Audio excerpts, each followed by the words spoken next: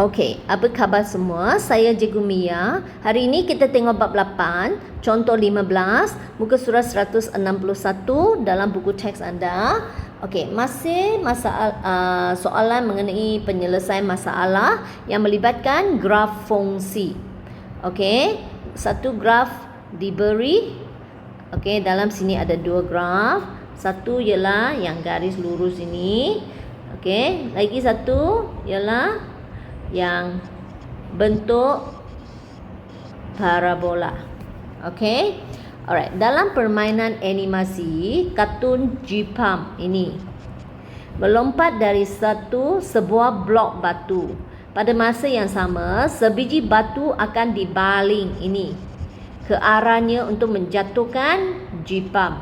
Graf fungsi ini mewakili pergerakan Jepang. Okey, so yang parabola ini ialah pergerakan Jepang dan graf fungsi y sama 2x. Ini garis lurus ini, graf fungsi linear ini mewakili pergerakan batu. Okey, y mewakili jarak dalam meter. Ini paksi y.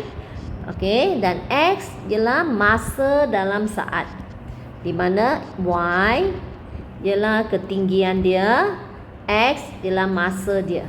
Okey. Alright, berdasarkan graf, apakah ketinggian maksimum lompatan Jepang? So, ini adalah graf untuk Jepang. Mana ketinggian maksimum? Tinggi bermaksud nilai untuk graf ini, nilai yang paling tinggi untuk y ada di mana? Okey, kita cari. Okey, sini ada y, sini semua ada y. Setiap ini ada ketinggian. Tapi yang paling tinggi ada di sini. Okey, kalau kita baca dari graf, kalau kita baca tepat-tepat, jawapan dia ialah 6.25 meter. Okey, cari tempat yang paling tinggi itu. Lepas tu pergi ke arah paksi y, sebab y adalah untuk ketinggian. Baca apa nilai itu. Okey, jawapan itu ialah 6.25. Okey, pada saat keberapakah batu itu tepat mengenai Jepang? Okey, ini batu. Ini pergerakan Jepang. Di mana mereka? Okey, di mana mereka bertemu? Okey, kalau dia kena batu itu kena Jepang, ini pergerakan Jepang. Kalau dia kena, bermaksud tempat di mana dua graf itu bertemu, bersilang. Okey, pada saat keberapa benda ini berlaku? Tengok. Kalau kita tengok, baca, itu adalah masa saat kedua. Okey, dua graf itu bersilang pada masa saat kedua, iaitu tempat ini batu dilontar dari lantai. Ini Jepang dia lompat dari atas. So, satu benda ini naik, satu ini jatuh.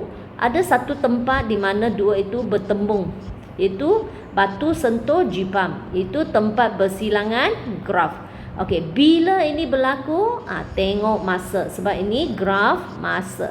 Dia ialah masa saat yang kedua. Pada saat keberapakah Jepang menyentuh permukaan tanah? Alright, dia ini ketinggian dia. Dia jatuh sampai sini. Ketinggian dia adalah kosong. Ketinggian kosong bermaksud dia sudah sentuh itu, ini adalah tempat untuk lantai. Okey, dia sudah sentuh itu tanah. Okey, tanah. Dia sudah sentuh sebab ini ketinggian tempat itu adalah lantai lah. Dia sudah sentuh permukaan tanah. Okey, pada ketinggian kosong. Ini ada ketinggian, dia ada di atas. Lepas tu dia jatuh sampai sini. Dia sudah sentuh permukaan tanah. Bilakah ini berlaku? Pada saat berapakah benda ini berlaku? Pada saat ketiga. Okey, so itu jawapan dia. So apa yang penting ialah kita kena faham graf yang diberi. Okey, dan kita boleh baca banyak maklumat daripada graf itu. Okey,